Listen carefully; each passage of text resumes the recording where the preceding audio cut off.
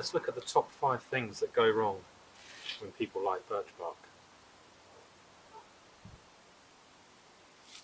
So I'm going to rough this paper birch bark, which is the very thin type, the paper bark, versus the ordinary silver birch, which is quite thick.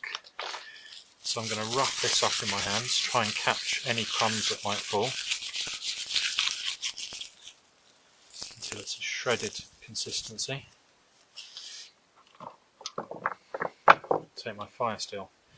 So the number one thing that could go wrong is using speed instead of pressure. So if I'm striking the firesteel very quickly, it's unlikely to light, because the sparks are actually pieces of the fire rod being ejected off. So the harder you press, the bigger pieces, and the more consistently you're going to scrape those pieces off, and those sparks are going to land in the pile. If you press very lightly, it doesn't matter how fast you go, you're only going to get tiny, tiny sparks. So it's much better to go really slow than really fast. So now I'm going to try and light it. I'll show you doing it quickly isn't that effective, and doing it with a lot of firm pressure but slowly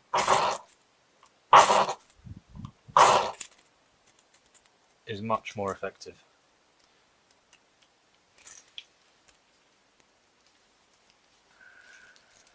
Number 2, the second mistake that can happen is knocking your tinder out of the way. So if you accidentally strike hard and scatter your tinder all over the place.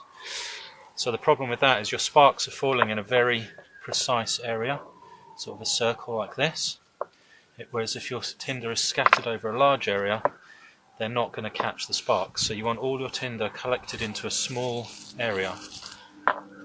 Pin it down with the rod, but even then you can accidentally knock it. So the 2 key things to do are pin it down with your rod. If your rod's hovering, it's much less stable, so you're more likely to hit it with your knuckles. So pin the fuel down, like so. And secondly, the same as point 1, go slow. So rather than slamming into it, let's correct that up. Just go down from the top of the firesteel all the way to the bottom, more slowly but with more pressure. See, I'm not, and each time a piece falls away, just collect it back again. And there we go. So let's try and salvage some of that. Another technique you can use is, rather than moving your hand with the striker down into the fuel, which gives you that opportunity to accidentally hit it with your hand, you can hold the striker still and move the rod. So if you hold your striker with your thumb towards you, just in front of the fuel, and then put the rod, again using hard pressure, like that.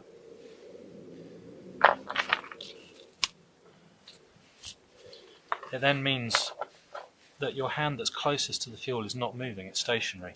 All you're doing is pulling the rod back towards you. And you can also use a knife for this, which is actually easier if you have a knife with a 90-degree back to it that's going to allow you to scrape. So you can put your knife on the fuel, holding it stationary, and just pull your striker back.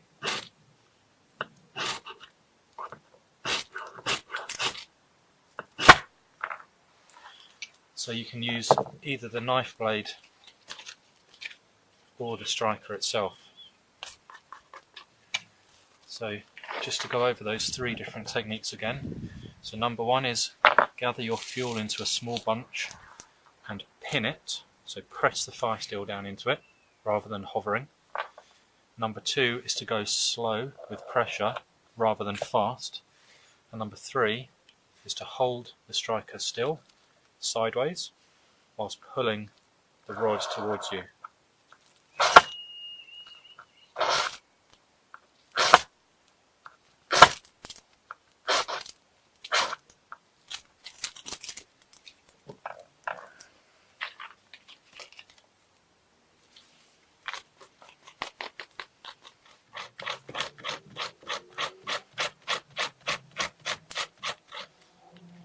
Number 3, this problem is to do with not having enough dust.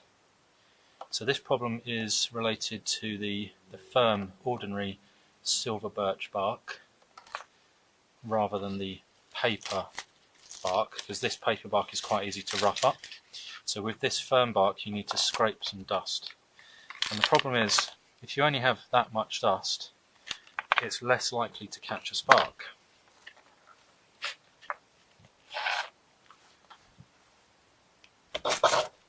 And if it does catch a spark, it won't burn as long, because once you put your damp sticks on top of that, you need enough heat, the heat to burn for enough time to allow the moisture in those sticks to evaporate before they can catch fire. And you can see that's just gone out, so that's lasted about 5 seconds.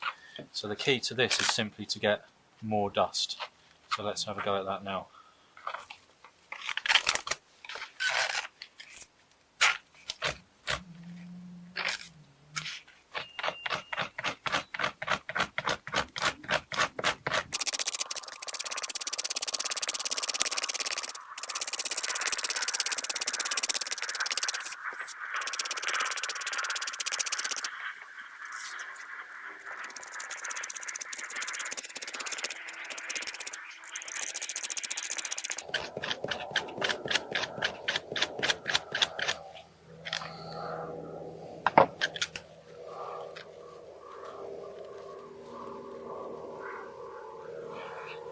Okay, so now I've got approximately 3 times the amount of dust I had last time, and I've also got a spare piece of birch bark ready to hold over it and light it.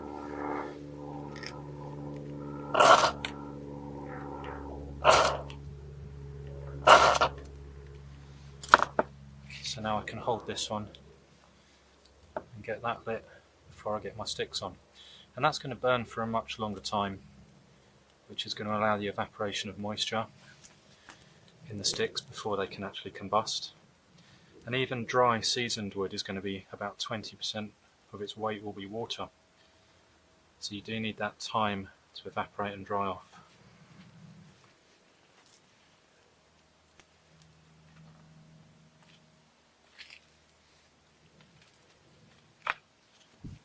Number 4. This mistake is related to having the fire steel at the wrong angle.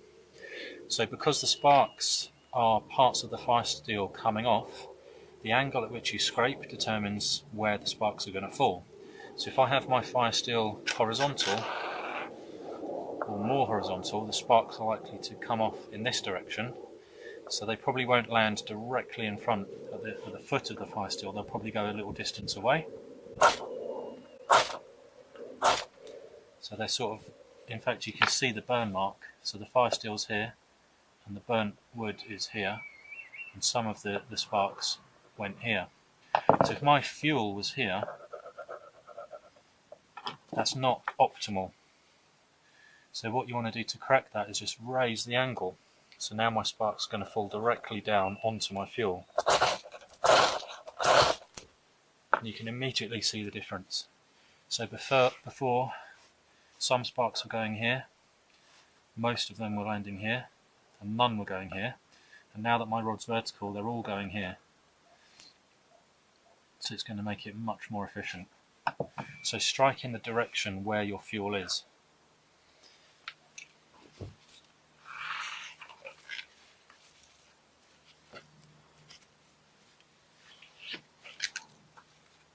So here, rather than doing this, so first of all, I'm too far back, I'm a finger width back from the fuel, and second of all, my sparks are going to scatter in a large area.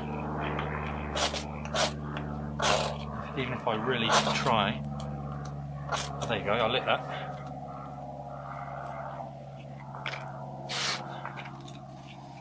But what's going to be much more efficient is if I pin it down and have it vertical, and all my sparks are going to land directly in that area.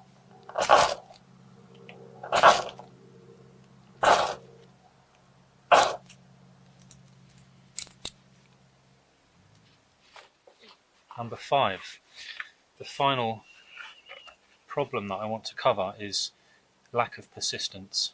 So sometimes the birch bark just isn't that great quality. It's just maybe slightly damp, maybe it's quite thin and you're not getting good dust from it. Maybe just the air is very, very cold and damp. Maybe the ground you've got it on as well is very cold and damp, so you can raise it up on a log or a stump or a piece of a thick stick that's been split in half. And sometimes it does take persistence, so don't give up. So if it's not lighting, just go again, go again, go again. Sometimes even with good fuel and good technique it will take 5 or 6 strikes, and with bad fuel and bad technique it might take 20 or 30 strikes, but it will light. And actually the action of striking will dry the material out. So the more you do this, the more it's going to dry out. There's a couple of tips to make it easier. Some more dust. So the first one is to try to scrape some of the firesteel off without lighting it, without igniting it. So this is a very controlled scraping motion, very slow. So I'm actually trying not to make sparks here. What you get is tiny shavings. I'll do it here. It's quite difficult sometimes not to let it spark. But you get small metal shavings of the rod come off, which themselves are highly combustible. And if you've got poor fuel, it's a good idea to do this first to give yourself a head start. Whoa, there you go. And that's what happens when you light them, is you get an extended crackle of a spark. So to apply that to our fuel,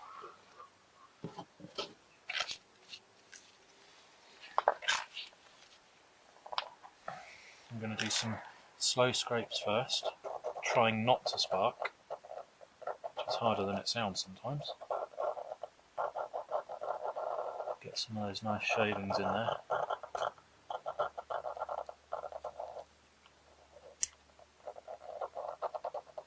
And then I'm going to ignite them.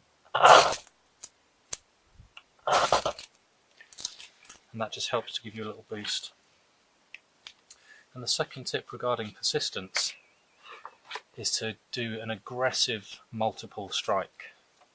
And what I mean by that is, rather than striking and then waiting to see has it lit, just really go for it. Just be like... And if you've got something that's harder to light, like a feather stick for example, like birch bark is usually easy to light. But if you have a fuel that's a bit more stubborn, just doing that aggressive multiple strike, so 3 to 5 quick succession strikes, or even more.